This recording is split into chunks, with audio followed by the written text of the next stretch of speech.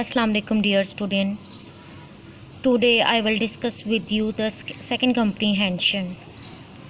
First of all, I will start reading. On a hot summer day, our folks felt very thirsty. एक गर्मी के दिन एक लूमड़ ने बहुत प्यास महसूस की. He went about in search of water but could not find water. उसने इर्द गिर्द बहुत पानी को तलाश किया लेकिन उसे ना तलाश कर पाया. At last he reached a well. आखिरकार वो एक कुएं के करीब पहुंचा.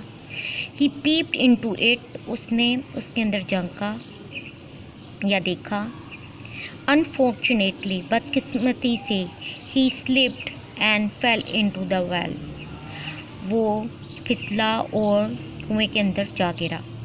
A goat happened to pass by the well and looked into it. एक बकरी का वहाँ से कुएं के पास से गुजर हुआ और उसने उसके अंदर देखा. What are you doing here, uncle? Uncle आप यहाँ क्या कर रहे हैं? The cunning fox replied. चालाक लूमड़ ने जवाब दिया. Dear niece, प्यारी भतीजी, I am enjoying a swim down here. मैं नीचे जो है तैराकी को एंजॉय कर रहा हूँ या लुत्फ़अंदोज़ हो रहा हूँ. It is very pleasant. ये बहुत लुत्फ़अंदोज़ वाला है. कम डाउन, नीचे आए. And enjoy yourself too, और ख़ुद भी लुत्फ़अंदोज़ हो.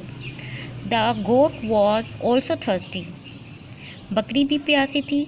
She jumped into the well. उसने कुएं के अंदर छलांग लगा दी. Now come to the questions. The first question is, what happened to the fox? Thirsty fox. प्यासी से लूमड़ के साथ क्या हुआ था?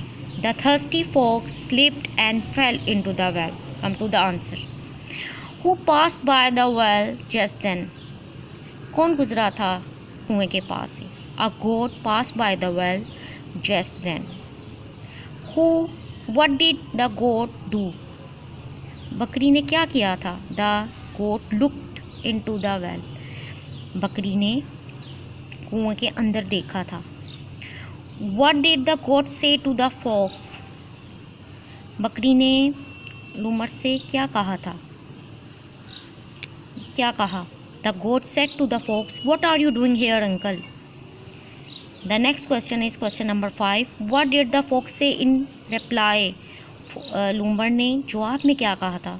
The fox said in reply, I am enjoying a swim as it is very pleasant down here. Why did the goat jump into the well? क्यों छलांग लगाई थी?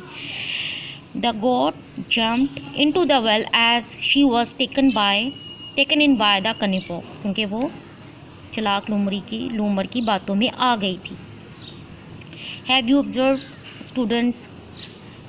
First of all, comprehension number 2 is also in past tense. Normally comprehension जो होती हैं वो past tense में ही होती हैं.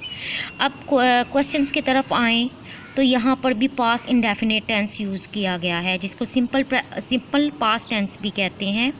तो आंसर्स भी आपने ऑब्ज़र्व किया होगा कि पास्ट टेंस में ही दिए गए हैं. जहाँ फोक्स की बात हो रही है तो आंसर भी फोक्स ही दे रहा है. जहाँ गोट की बात हो रही है तो आंसर भी गोट ही दे रही है. अब डिड के साथ फर्स्ट फॉर्म आती है, लेकिन जब हम आंसर लिखते हैं तो हम उसको सेकंड फॉर्म में ही कन्वर्ट करके लिखते हैं.